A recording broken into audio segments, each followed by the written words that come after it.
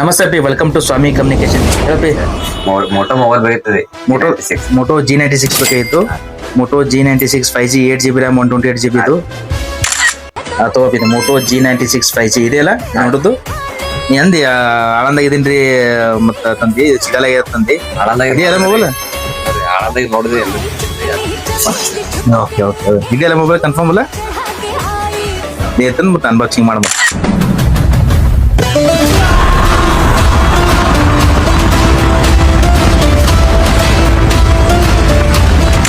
ಹೆಂಗದಪ್ಪ, ಇದೆಲ್ಲ ಸರಿಯಾಗದಲ್ಲ ಮೊಬೈಲ್?